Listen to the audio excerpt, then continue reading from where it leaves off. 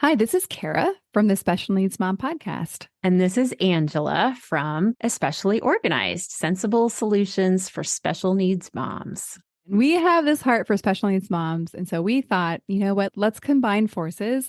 And we have come up with what we're calling the Purge Party. And you can pretty much guess what it is. It's a party where we're going to come together and we're going to purge, or in general, accomplish a goal, a small goal together.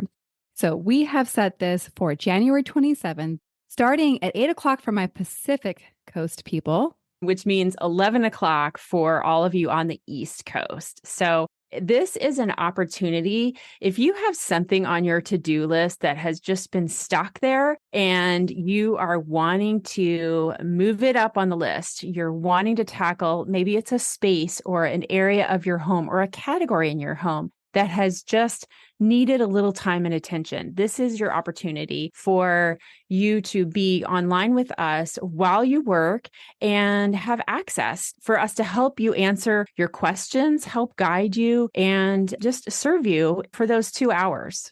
Yeah, exactly. And I think you can tell like what we've designed is just this very high level of support for that project that you just haven't been able to tackle on your own. The thing that we are envisioning is that you get to leave this purge party feeling so accomplished because you did the thing. You started the year off getting that thing done that you were stuck on last year. And so it's a momentum builder, if you will. You can go ahead and sign up. We have a link ready for you. And we are offering this for $40 for the whole experience. Absolutely. And we hope you'll join us. I think it's going to be really fun. It's going to be a great group of moms of special needs kids. So we all get each other. We all have an understanding of what it's like to have something on our to-do list, but just we haven't been able to tackle it yet. So I hope that you will join us. We're super excited to bring this to you, and we are thrilled to work with you. All right. We'll see you all there.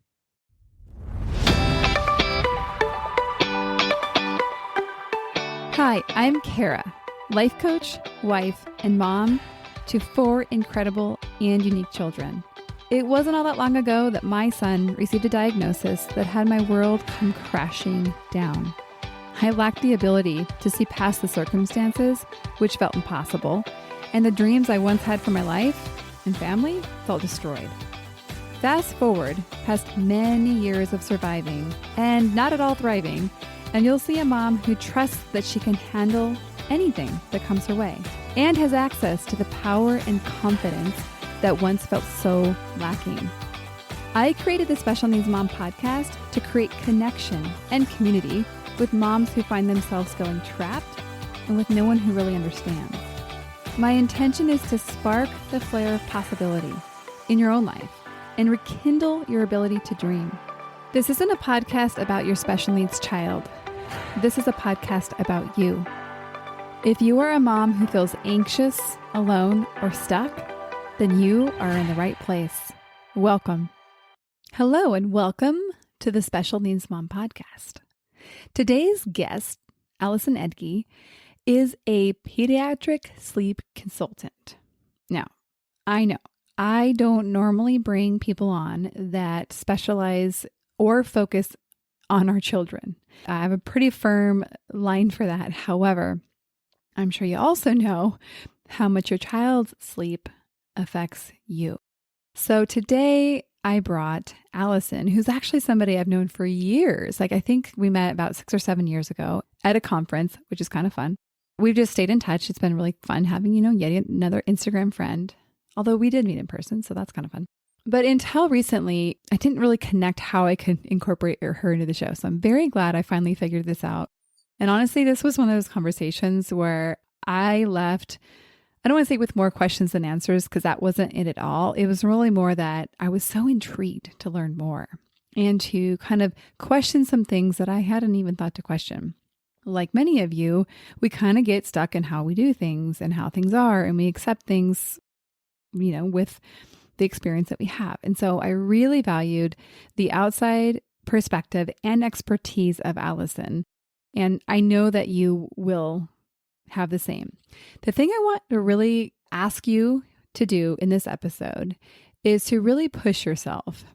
And specifically, I think because a lot of our children are so non-typical and the way they do things, that we could easily take the, thoughts or ideas that somebody has and just say, those don't apply to me, those don't work for me because. And then we'd have our reason for why our child's so different. And you may be absolutely on target. The whole thing, though, I think, is the opportunity to observe, to question, to wonder, and to try. And you'll see in the conversation with Allison, she's all about observations and kind of experimentations and then like adjusting. And that's the thing I think that's really valuable for us. So this episode's really kind of looking at all aspects of sleep, but I will say it is looking a little bit at our children and how to support them. And I know for myself, I left the conversation with some very specific things that I see that I can do to adjust our life and how it goes. And interestingly, I wouldn't say that we're a family that really struggles with sleep, but I think we always have an opportunity to take a look and make some adjustments. Please welcome our guest. I am so excited to have you on this show. Welcome to the Special Needs Mom podcast. Thanks so much for having me. Well, what's fun is that we met, I don't know, is it like 6-7 years ago? Maybe at a conference, at an entrepreneurial-based conference. And at that time, I think we were just reminiscing. I was working with women in construction. Like, I had no intention of ever doing what I do now. And so I think it was fun as we kind of looked at that. But you were still doing what you do now. And actually, though, you still had a full-time job. I think this was a side gig and now it's a full gig, which is very cool. Love to hear a little bit more about you and for you to share with us a little bit about you as a mom, as a woman, and then, of course, as a pediatric sleep consultant. Sure. So I am a mom. My 2 girls are 9 and 10 years old, and I have a background initially in investment banking. So I was an investment banker for 7 years. And then when I wanted to move back to my college town, I got into higher ed fundraising. So I was a major and principal gift fundraiser for the University of Virginia, and then ultimately led a major gift fundraising team there. During that time is when I had my kids, and my first daughter did not sleep, despite me being a planner, an overachiever, feeling very confident. I had this mom thing in the bag and I could plan the heck out of it and make it look easy while working full time. And I think we can all relate to this. Parenting is humbling, and I was humbled very quickly in a multitude of ways, but one of them being sleep. And the sleep struggle went on for about 2 years until I ultimately stumbled upon a sleep coach through a sorority sister of mine, hired her, and after finally giving in to implementing her plan, everything was fixed in 11 days after 2 years. 11 days? 11 days. After 2 years of struggle. Wow. It was game-changing. And at the time, I was relieved. And at that point, I already had a second child. And I remember going back to the pediatrician and saying, how did this woman fix this in 11 days? And I have come in here and talked to multiple pediatricians in this practice and asked for help. And you offered advice. It wasn't that they dismissed me, but nothing worked. And she said, well, the reality is we aren't really trained in sleep. So on average, we get about 3 hours of training in medical school. So for the vast majority, by no means is this all pediatricians, but for the vast majority of pediatricians, asking them for sleep help is kind of like asking the mom at the park. And they're telling you what worked for their children and or some of their patients, what worked. And so I was blown away by that. And since I worked at the university, I had access to the university library and the actual research versus the headline articles we all see.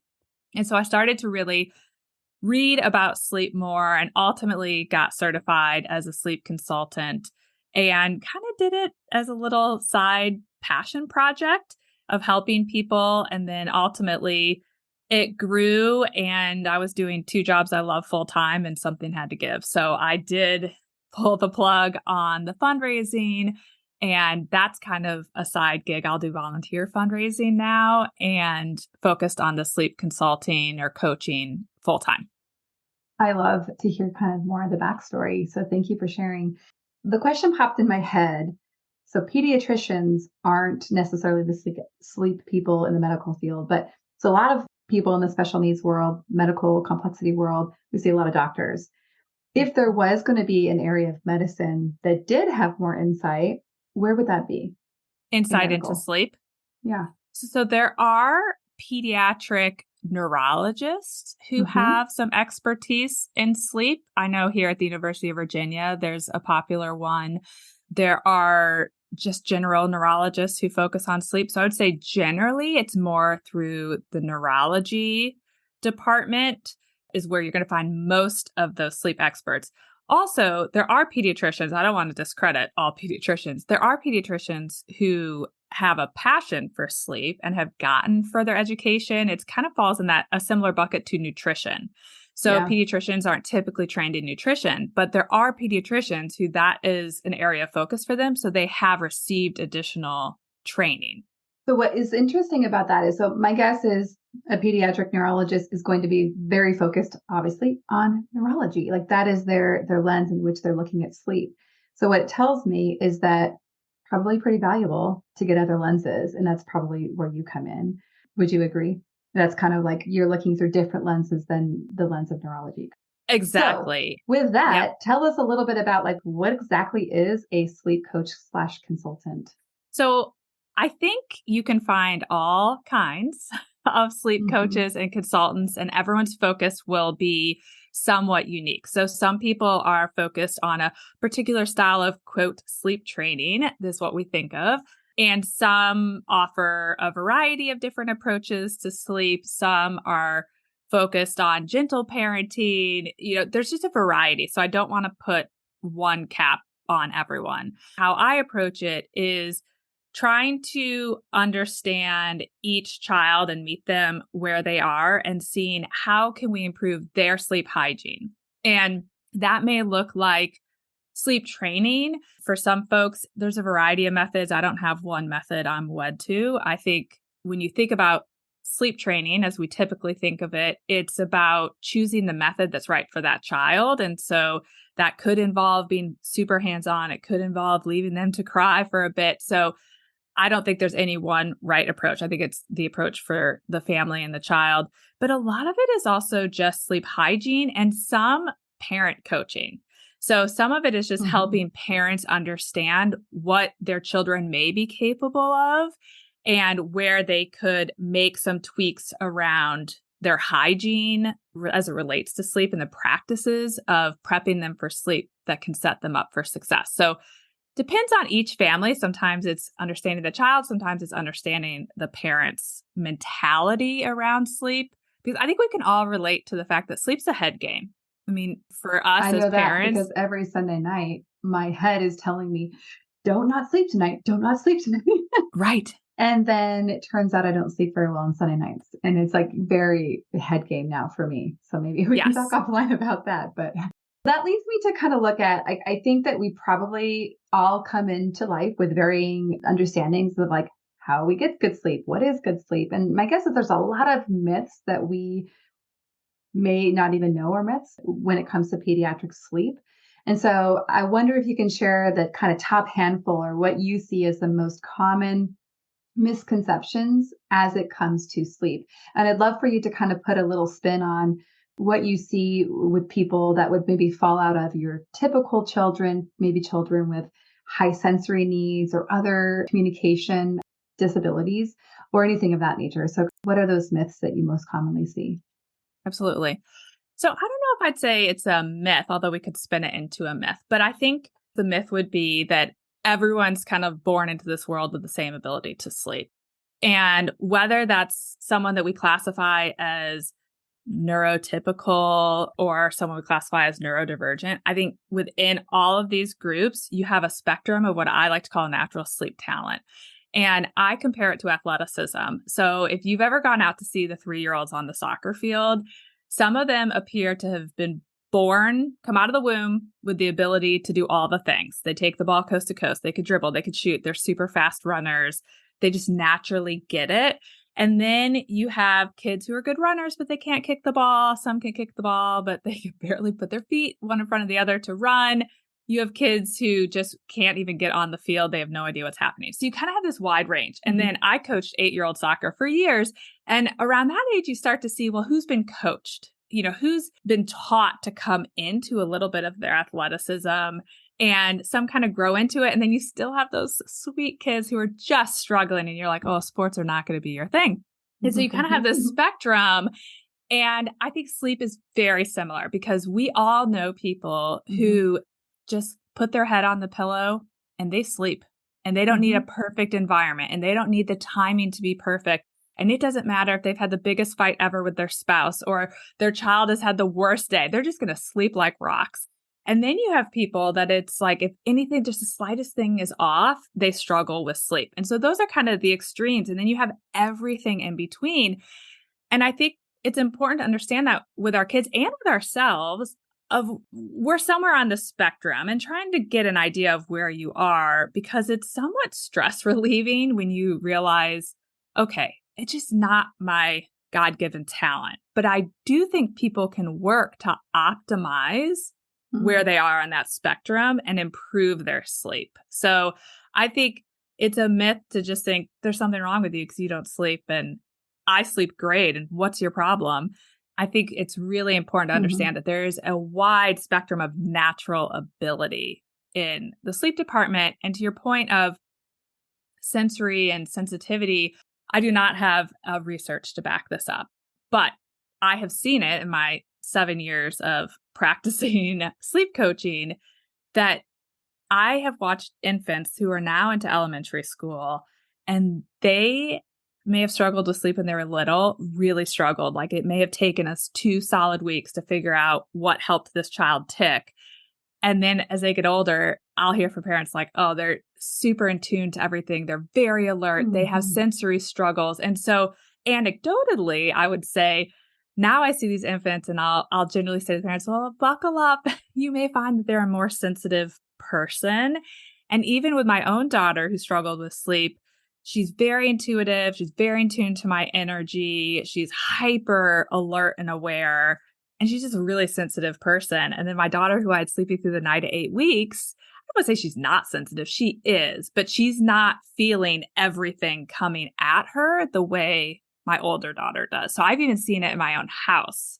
That is incredible. And as being a very highly sensitive person myself, I'm thinking of all the different things that I need to do for sleep that other people do not. I just, for whatever reason, have learned them through the years. And so I relate a lot to these babies. I'm like, I should ask my mom how I slept when I was a baby. I happen to come from a family, though, where we kind of always joke that sleep is our special skill. We're pretty good sleepers in general. And so, yes, there's always some challenges, but I can see, though, through a lot of my friends that they do not have that natural talent. So what are the other myths or misunderstandings that you think most comes up about sleep? I think a big one that I see all the time, not surprisingly in what I do, is that we can put our children on the schedule that we want as it relates to sleep. So everybody has a ideal circadian rhythm. So we each have a bedtime window, I'd say, where we're set up to have optimal sleep. And I was so this way with my first, where I thought, this child's going to live on my schedule. I'm not going to be wed to some insane regimented schedule because we're doing all these things and my child's going to be cool and laid back. And of course, my first one was my highly sensitive one. And for her, once we figured out her schedule, it was super important to stay on it. And if we didn't, it threw her off for days. It could take 3 days to recover. And this comes back to where you are in the spectrum. My other child was more flexible, but she too has an ideal bedtime and she's 9. She was asking about it last night. She was saying, well, when is my bedtime going to get later, like my sister's? And I do explain to her, well, your sister's in puberty, so her circadian rhythm has shifted. And I started to tell her, like, here's what you'll look for. And when that happens, your bedtime will probably start to shift. And so I just think it's important to understand that everybody has this rhythm. And if your child is struggling with sleep, you can't make them have the rhythm that works for you. That's not to say we can always accommodate our children's rhythms, particularly if you have multiple kids and there's lots of moving pieces. but it's helpful to know what it is because that's how you're going to help your child get optimal sleep. So I think it's a big myth that we can put our children on the schedule we want. Everyone has an ideal circadian rhythm, and we decide whether we want to or can work with it, but everyone has that ideal rhythm. And this is true for the parents as well. Yeah. I'm thinking about it's been so interesting to me. I'm like, I don't understand this. You might that I usually will get up around 6:30 on a regular day, but a couple days a week I get up a little bit earlier to go to the gym at 6. And so I get up at 5:25.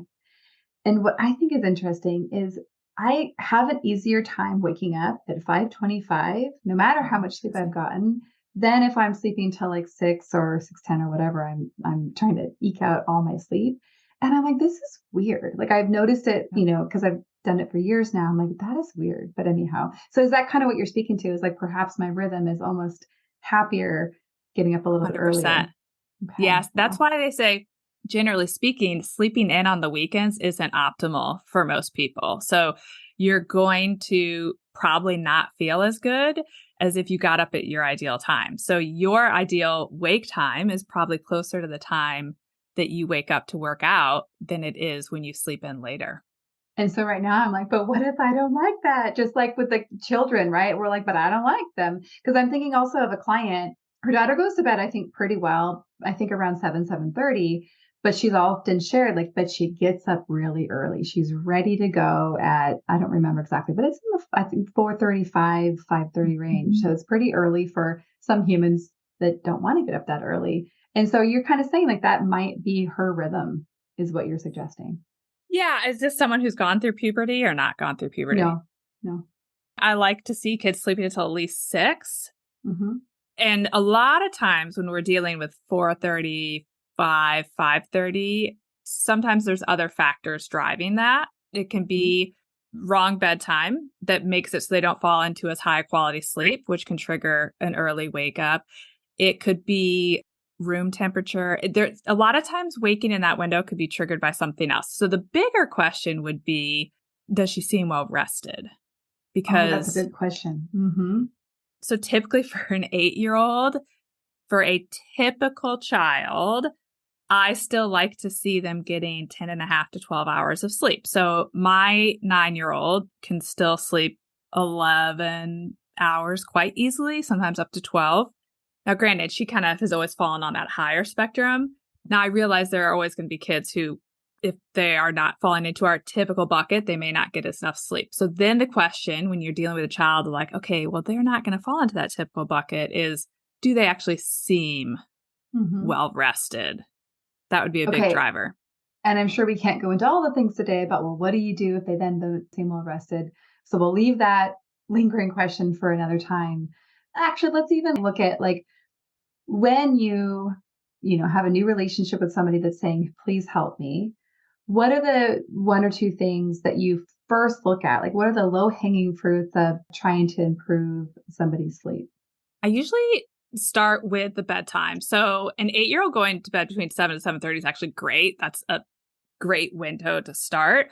But sometimes I'll say, if your child's in a rut of, let's take that example of waking before 5 a.m. Have you tried tinkering with the bedtime? This comes back to the ideal rhythm, because sometimes if you're off by 15 minutes with a child, it affects the quality of sleep that they fall into. And so I probably wouldn't try anything earlier than 6:30 for an 8-year-old, but I'd say like bump, if they've been tried 7, that hasn't worked, try 6:45. Just see, does it help your child get more sleep? Because sometimes first we have to do is remind that body that it could use more sleep. So sometimes if we back the bedtime up to an earlier time, even if they're still waking at say 5:30, were we able to suddenly get them from 6:30 to 5:30? Were we able to remind the body that 11 hours would be sweet? And then we can kind of shift it out. So a lot of times a good place to start is moving that bedtime one way or the other. And just, I usually say shift in 10 or 15 minute increments. And you're tracking, yes, what time they woke, but also how much sleep did they get? An 8-year-old, I'd have so many questions for that child too, but just talking to them about how they're feeling about their sleep. And so I start there. And then also environment is a really big one. And you had mentioned when we first hopped on, you were curious about what are some things that people don't always think about. And so sometimes people will say, I've tried all the things, or I've worked with a sleep coach, or I tried sleep training and it didn't work. And a lot of times those are more sensitive kids. And I will say, okay, if you think about a sleep puzzle, some people's sleep puzzle is 25 pieces. And this is pretty easy. We've all put together those 25-piece puzzles. They're big, they're chunky. It's easy to figure out where they fit. And then some kids, as well as adults, sleep puzzle is 1,000 pieces. And if they don't have all these tiny pieces put together, it's going to be hard for them to sleep well. So some of the other things you can look at is temperature. So being too warm could absolutely trigger a too early wake up because the body has to cool itself to sleep. And if it's working, it gets fatigued come 4:35, and then you might wake up because your body got tired of working, keeping you cool. So I always say, where's the temperature? If it's above 68, drop it to 68 and see, do you notice a difference? You should see this instantly. This should not take 6 nights to figure out. Try it for 2 or 3, see if you notice a difference. So temperature is one area. White noise. We mentioned sometimes white noise. I am a fan of white noise, but it can be very irritating for some people.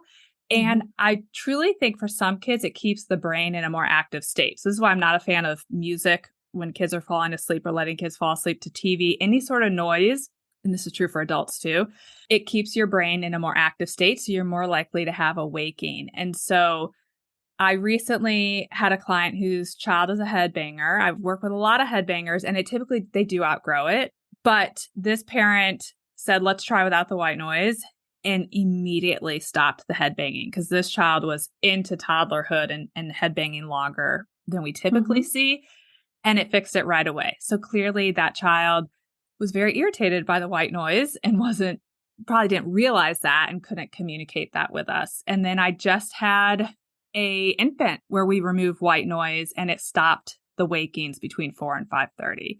So I think some of that is just, it keeps the brain active and then it's not resting as well and it can cause waking. So sometimes it's environmental factors that we don't realize are causing wakings. It's funny because I'm like, oh my gosh, I have like so many more questions for you than we even started with. So moving around these things, it just makes me think of, there's all these things that we think, okay, this is helping my kids sleep. The white noise as an example. But until we're willing to say, I'm going to experiment with everything, we may not learn. And it sounds like that part of your process is experimenting and seeing what works and what doesn't. And as you said early in the conversation, very individualized. Okay. So also, I don't know what you said that prompted me to think this. We talked a little bit before the call about the correlation to sleep and anxiety, but also what I'm curious about is what may show up as a result of not enough sleep for a child. Because I think we talked earlier too about lack of sleep is often mistaken for ADHD, and I'm thinking there's others too. So what do you see are cues that we may wonder if our child's not getting enough sleep? Absolutely. So I think the big 3 that I like to think of are emotional regulation, impulse control, and learning retention. And I think all of those, I'm not an ADHD expert by any means, but I think a lot of those fall into categories that you're looking at with ADHD as well. It's a little bit of common sense after I read several studies on it, and I thought, this is actually true for me too. I struggle with my emotional regulation. I don't know if I struggle with my impulse control, but possibly. And learning retention, absolutely, when I don't sleep well. And so this is a little easier in young kids because it's like, oh, they're hitting or they're biting. So sometimes it's easier to pinpoint it in the smaller kids, but it's also true in high schoolers. So they have done studies where they have proven that kids not getting enough sleep, not surprisingly, are struggling with their learning retention, but also they're more impulsive. They're more likely to make poor choices. And so I can't stress enough how much I think we should be prioritizing sleep for our kids for all those reasons. Who doesn't want their child to have more emotional regulation, more impulse control, and better learning retention? And so I always tell parents, if you see your child struggling in one of these areas, even if they do have ADHD or you think they may, you should try to address sleep, because I help a lot of families who are going to go get additional testing in a variety of areas. It could be occupational therapy. It could be for ADHD. And they'll come to me and say, the pediatrician suggested we work on the sleep first so we get accurate test results. And I think that's great. And I have great admiration for pediatricians who have learned enough to realize this could be a first approach to making sure we get the right results. So with those kids, it's like, great, let's get sleep habits to the best place we can so you can go in and the lack of sleep is not muddying up the test results that your child gets. And sometimes I have kids who are like, well, they walk away and they say, we don't even think we need additional testing. And others, we can make a lot of improvement in the sleep department, but a lot of the behavioral aspects haven't changed. And so those parents could go in with a lot of confidence that those test results are going to not be muddied by lack of sleep. Well, the three things, emotional regulation, impulse control, and learning retention, I would say, I mean, I 100% know for myself, I'm like, those are all areas where my kid is really, really struggling. And in my mind, this is the part I think is interesting, is he has frontal lobe damage. That is a fact. And that provides evidence for challenges in all these three areas. So it'd be very easy for me to be like, yeah, it's just because of the way his brain is, he struggles in these areas. But I think what I'm like, wow, you know what? I wonder how much we could support him in these areas by really looking at sleep, because he often will wake up and not be rested. He's always saying he's tired. And there could be a lot of medical reasons for that. And it could be both or it could just be sleep. Who knows? And that's where I like to encourage parents to be curious. And I'm curious with my kids all the time. If they will, for example, my great sleeper, the one that's naturally inclined to sleep, occasionally she'll come out and say, oh my gosh, I woke up at 3:30 and the last time I looked at the clock, it was like 4:49. I was still awake. And then I went back to sleep. And I will immediately say, oh, that's so interesting. So I'll be interested to see how we feel the rest of the day. And so I just try to get curious about it. And then there might be a meltdown or something might happen. I'll say, oh, this is your body struggling.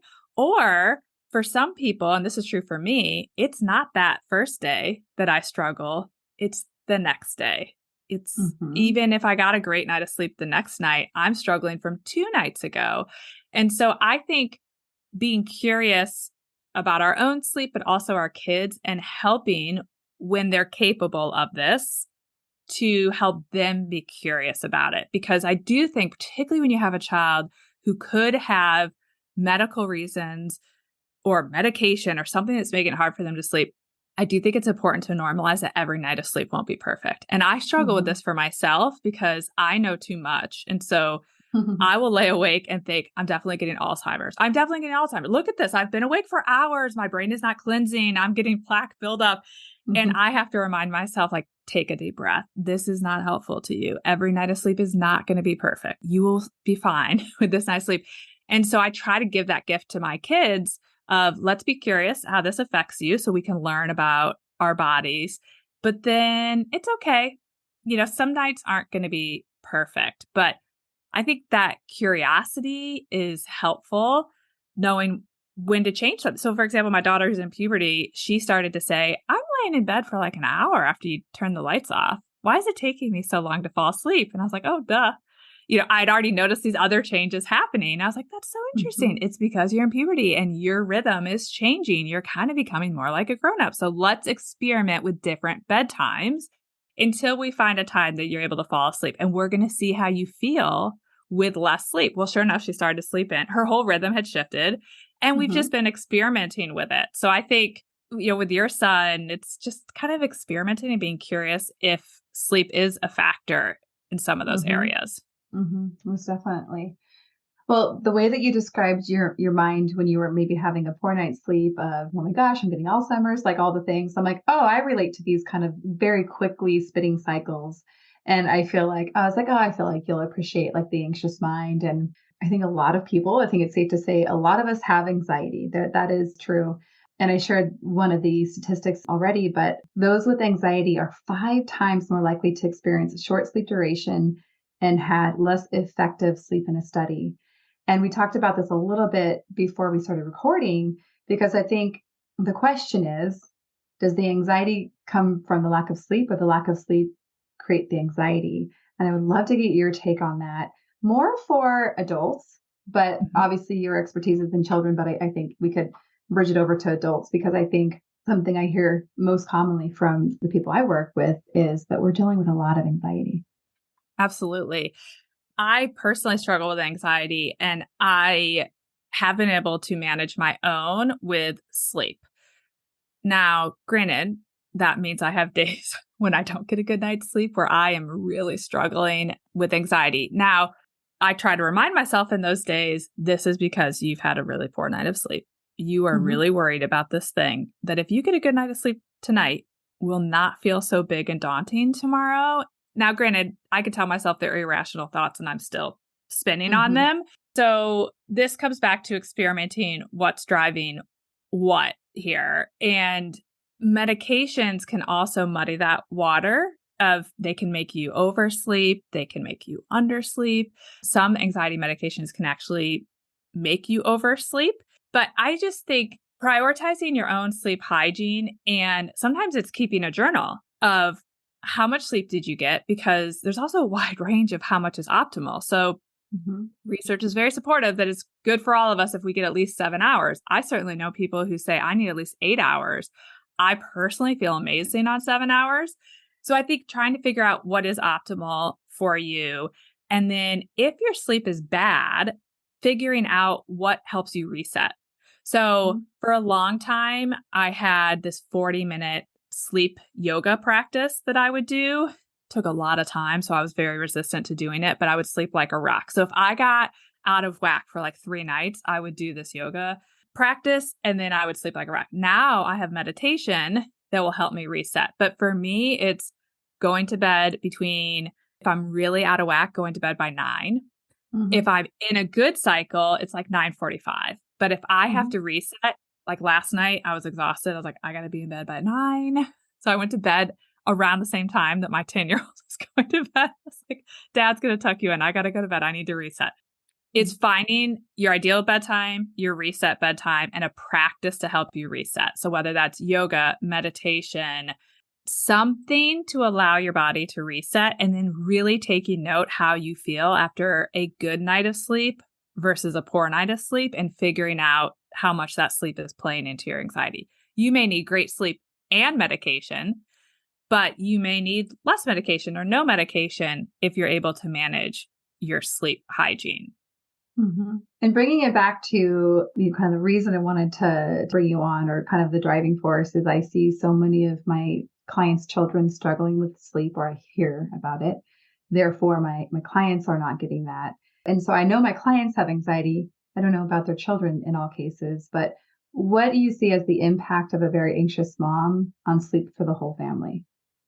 I think it's hugely impactful. I actually see this even with the infants. So I think infants, all children are pretty in tune to energy. And I think some people are absolutely more in tune to energy than others. But I think infants, because they're not verbal yet, and children who are less verbal or nonverbal, I think are so in tune to energy because that is how they are taking the world in, more so than the rest of us who are blabbing away over here. And so I think with that group, I see it more and more that the more anxious the parents are, and I almost hate to bring this up because I think it adds to our mom guilt, which I hate, but the more anxious the parents are, the harder time the children have learning how to sleep. And so what I tell parents all the time is when you're going into your child's bedtime, you need to figure out how to get yourself in the right headspace. And so whether that's you're doing a meditation before you start, or some people it's just controlling their thought process. So I'll say when you're going through that bedtime process with your child, you at least need to be thinking, they've got this. They can go to sleep. They're going to have a great night of sleep. This is going to go well. Maybe it's not always going to go well, but if you go into it like, oh, I hate bedtime, and oh my gosh, we're going to have another bad night where they're going to be up 4 times, and you're just in this whole thought process, all of that energy is being channeled to your child. And the more sensitive they are, the more they're picking up on this energy. And so I really try to go into every bedtime with my kids believing they can do it. That particularly my sensitive child, she's got this. She can do this. it's going to be great. Even when she's like, I don't know, I'm feeling worried about it, or I didn't sleep well. I just try to channel some energy there. And I also think, I'm sure there are people in your audience who they're thinking, yeah, I could meditate all night long, but my child is going to wake me up. There are medical reasons I'm going to be awake. And so I kind of put that group into a similar group where I would think of my newborn parents. Like those are parents, they have to get up and feed their babies. There's nothing we can do to get them a full night of sleep in theory, but I think this is another myth. If you are fortunate enough to have a partner or another adult in that home, I would really encourage parents to come up with a plan to get each of these adults at least 5 hours of uninterrupted sleep multiple times a week. Because while 7 hours is the optimal, the research is pretty clear as it relates to anxiety and mental health that 5 hours of more is beneficial. And so it could be you decide this is the 5 hour window. I am sleeping in the basement, in the guest room, somewhere not with this monitor or not an earshot of my child.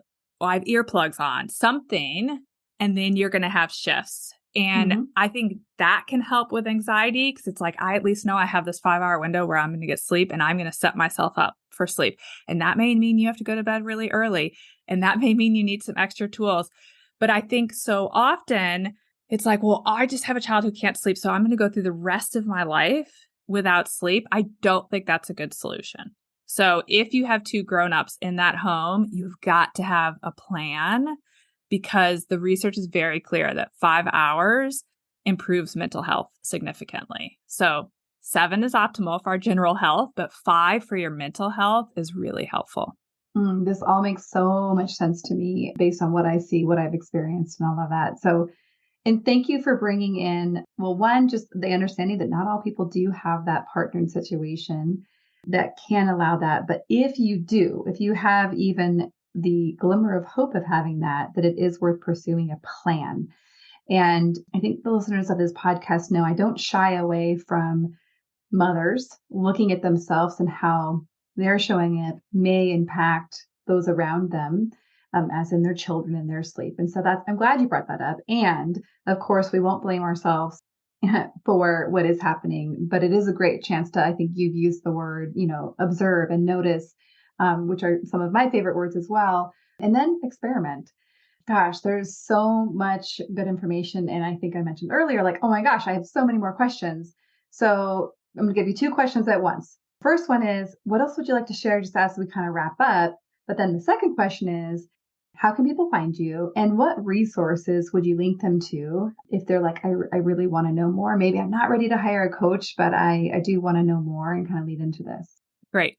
I would say, since it's the parents, not the children listening to the podcast, and I'm sure this is what you tell parents all the time, but you matter and your sleep matters. And I think really trying to understand your own sleep and what helps you get the sleep you need to be the best version of yourself, because I know I am by far a better parent when I am well rested, in part because my anxiety is under control when I am well rested. And I have so much empathy for parents who don't have that ability to sleep all night. But I think really trying to find a way to prioritize getting you your sleep because I think you deserve it. So I think that would be my big takeaway.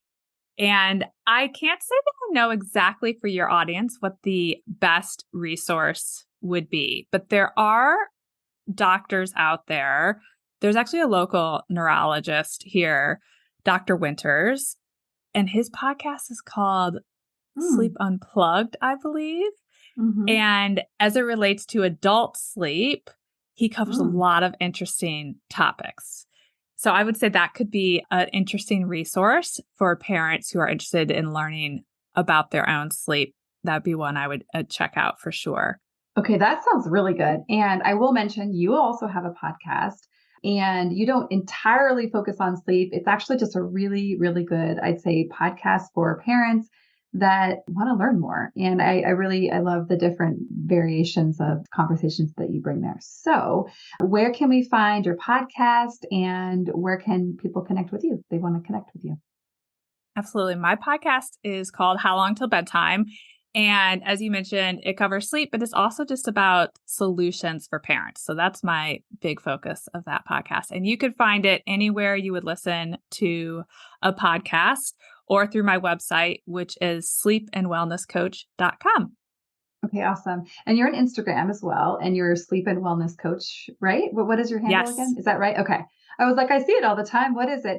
And I'd give her a follow because you'll just give little like tidbits like in your stories or wherever about like, hey, it's daylight savings. Like just here is like literally 3 sentences that may just make your life a little bit easier. And I love it. So thank you so much. And thank you just for sharing yourself and your wisdom and your heart for helping people with my audience and my podcast. I am so glad we had this conversation. Thanks so much for having me. And thanks for everything that you do. Thank you. All right. We'll see you all in the next episode. One more thing before we officially wrap up this show. Sometimes when I'm listening to podcasts, I have the experience of wanting more. I'm listening at the very end thinking, I sure wish that episode didn't end. I invite you, if you feel in any way the same way, I invite you to the Special Needs Mom podcast community, which is a free group that I host on Facebook, where we as a community of fellow moms who listen to this podcast and are experiencing life in similar shoes, get to talk to one another, get to share stories, get to actually interact. I hope you'll consider joining. See you over there.